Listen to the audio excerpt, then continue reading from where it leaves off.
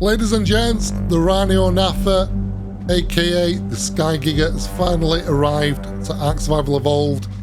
Probably the last creature, well, confirmed the last creature you're going to be adding before you go into ARK Ascended. Now, this monstrosity of a flying fortress can be tamed quite easily. Now, in this guide, I'm going to be showing you where to find it on both the Lost Island map and the island map, and how to get 100% taming effectiveness. I'm Ben, also known as Chemical. Let's get into it.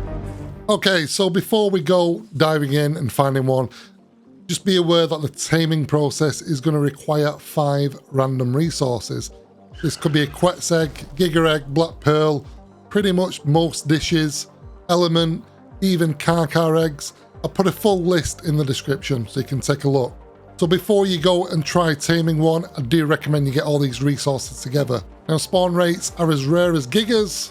One will always typically be on the map at one time. It's also a late game tame, and the saddle requires you to be level 90 to craft it. In terms of where they spawn, well, you can find them in the swamp areas for both Lost Island and the island. Now, the island spawn areas are here, and here are the spawn areas for the Lost Island. As you can see, they're all the swamp areas. So to begin with, in a nutshell, you need to find the male, you kill it, and then you'll need to find the female. But I'll go into that in a second. Okay, so male first. Now, as these are bugs, I use a Megatherium with its added bonus against bugs, but to be honest, it's hard to hit due to them flying all over the show.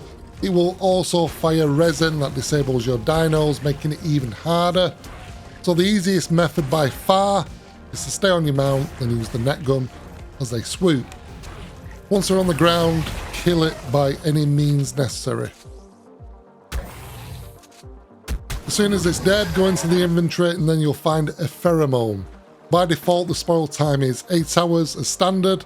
From here, really you're best off putting it in the fridge to extend spoil time to 30 odd days and leave it until you've scouted out for the female. Okay, so once you've found the female, it's pretty much rinse and repeat with a few differences. This time, don't kill it, you'll need to bring it down to 10% health. So same again, net it, down it goes, and then check its health. What I would typically do is use a weak weapon like a pike or spear, just tap away at the health a little, ideally try and get it down to around about 7-8%, as the health does regain quite rapidly. Once you've got it down to 10%, back onto your dino, hide somewhere, and then she'll start attacking the dino again. And there you go, that's what you're looking out for, like a spin attack. And this will cause your dino to glow. Now at this point, your dino has been impregnated and used as a host. So from here, we're going to take our dino back to the base or somewhere safe. Whatever you do, don't cryo your dino. It will clear the incubation status. And you'll have to start all over again. Now from here, your dino will start to lose health over time quite a lot, and the hunger will drop quite rapidly if not fed. At the moment, the sort of feeding mechanic doesn't actually make any difference, neither does healing it. I've tried with Daedons, Snow Owls, it doesn't really seem to make any difference. I imagine Wildcard will fix that mechanic, so I would suggest feeding it for now. Now, on to the trickier bit. So within the course of the incubation, the dino will crave something. This can be pretty much any resource that I mentioned earlier, but more often it's usually rare. This will happen 5 times. It's important to do this to get your craving satisfaction stat to 100%. So once the incubation time has passed, guys, a baby Rhyniognatha will pop out, alien style, and your dino will be dead, unfortunately. However, the baby will be 30% mature, and from here it's pretty much smooth sailing. You'll just need to feed it meat and care for it when it requires it. Okay, so now let's look at the most efficient way of getting max stats. Now, as usual, the stats of the baby are inherited from the mother and father, in this case the Rhyniognatha and your dino, the host. However, just bear in mind these stat points are not automatically 100% inherited. So to get the best possible outcome, you'll need to get 3 following values to 100%. So these are craving satisfaction. Now this one is reached by basically making sure you don't miss any of the cravings in between the pregnancy. Each craving, it will increase the score by 20%.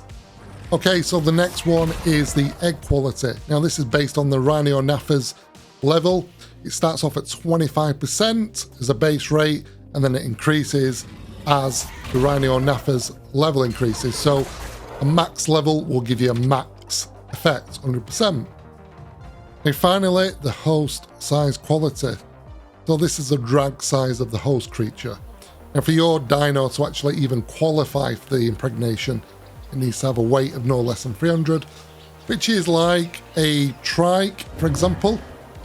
To get this to max, you're going to need to use something like a Giga, Carchars, Megachelon, or the best and easiest option by far is a Bronto. Well, that's all from me, guys. Hope you enjoyed the video. Remember to leave a like, subscribe, and comment. That's it. Ciao for now. Bye-bye.